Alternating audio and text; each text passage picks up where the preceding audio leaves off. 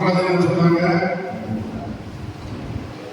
நாம் இந்திய கட்சி அப்படிங்கிறது சாதாரணமா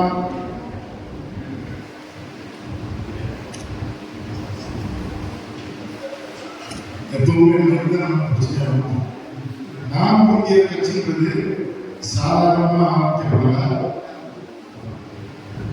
கிட்டத்தட்ட ஒரு 5 வருடங்களா சிந்திச்சு இதுல நம்ம உலகத்துக்கு போக முடியுமா அப்படின்றதெல்லாம் யோசனை பண்ணி ஒரு சின்ன அமைப்பாகி அதுக்கப்புறம் நாம் இந்திய அமைப்பு ஆரம்பிச்சு 2 சட்டமன்ற தேர்தல்கள் கடந்த சட்டமன்ற தேர்தலில் நம்ம கட்சியில 14 பேர் மனு தாக்கல் செஞ்சோம். 4 மனு தள்ளுபடி ஆச்சு. 10 பேர் போட்டி போட்டாங்க.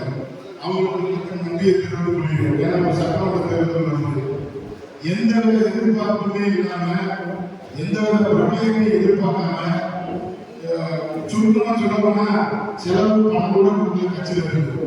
அந்த அளவுக்கு சுயமா அழைச்சி நாம் இந்திய கட்சி வேட்பாளராக போட்டிட்டாங்க. அதுக்கப்புறம் பாராளுமன்ற தேர்தலில் போட்டியிட்டோம். இப்படி படிப்படியா இன்னைக்கு இந்த கட்சி வந்து உடனே எடுத்த உடனே பணம் செலவு பண்ணி மக்களை பிரபலியப்படுத்தி வாழ்ந்த கட்சி கிடையாது. படிப்படியா நிறைய கஷ்டங்களை அனுபவிச்சு தேர்தல் ஆணையத்தில் பதிஞ்சு இன்னைக்கு இவ்வளவு தூரம் வளர்ந்துருக்கோம். இன்னைக்கு மிகப்பெரிய கட்சியா இருக்கிற கட்சிகள் எல்லாமே சின்ன கட்சிகளா இருந்து படிப்படியாக வளர்ந்துருப்பாங்க. யாருமே ஆரம்பத்திலேயே வந்து பெரிய கட்சியா வளர்ந்துக்க முடியாது. இப்ப எங்கேயே கேட்டா இப்ப இந்த நாம் இந்திய கட்சி வந்து கிட்டத்தட்ட 70% வளர்ச்சி வந்திருக்கு. கட்சி வளர்ச்சி அப்படின்றது என்னன்னா வாக்காளர்கள் வச்சு நம்ம வாக்காளர்களுடைய வீச்சாளரை வச்சுதான் வளர்ச்சி.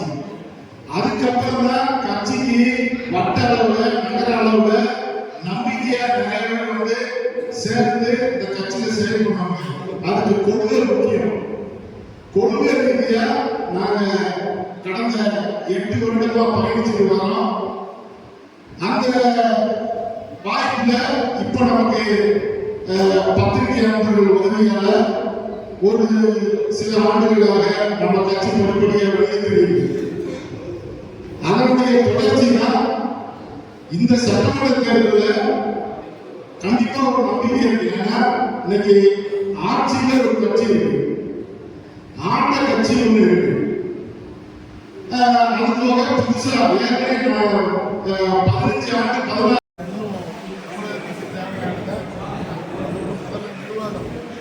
கடன் வாங்காம அரசு நிர்வாகம் பண்ண முடியும். ஏன்னா இருக்கிற பணிகளை வச்சு நிர்வாகம் முடியும். சின்ன சின்ன விஷயங்களுக்கு மத்திய அரசுக்கு கை வைக்க வேண்டிய அவசியம் இல்லை. நிர்வாகம் சீரிய நிர்வாகம் பண்ண முடியும். அதனால தான் நிர்வாகம் சம்பந்தமான 41 அறிக்கை தேர்தல் ஆரம்பிச்சோம்னா அடுத்த 51 அறிக்கை. ஏதாவது பெரிய கட்சிகளோட கூட்டணி எதுவும் பேசியிருக்கீங்களா?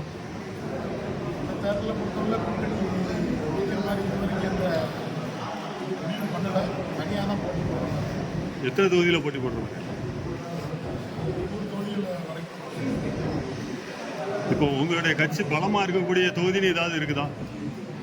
தூத்துக்குடி மாவட்டத்தில் 6 தொகுதியுமே வெற்றி பெறும். அதுபோல திருநெல்வேலி மாவட்டம், மதுரை மாவட்டம், திருவள்ளூர் மாவட்டம், கன்னியாகுமரி மாவட்டம், தென்காசி மாவட்டத்தில் கணிசமான வாக்குகள் கிடைக்கும். சென்னையிலேயும் கணிசமான வாக்குகள் கிடைக்கும். சென்னையில் வாக்குகளில் கணிசமான வாக்குகள்.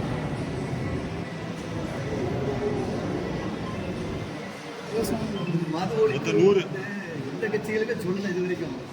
நீங்க சொல்றீங்களா உங்க கட்சியில மது ஒழிப்பு இல்லை. கடை நேற்று கூட 2 நாளைக்கு முன்னால கூட டோல்கேட் பக்கத்தில் மதுக்கடை திறக்காங்கன்னு சொல்லி பெண்கள் வந்து மறியல் பண்ணாதான் செய்தி கொடுத்தாங்க. அதெல்லாம் இவங்க கண்டுக்கிடவே மாட்டாங்க.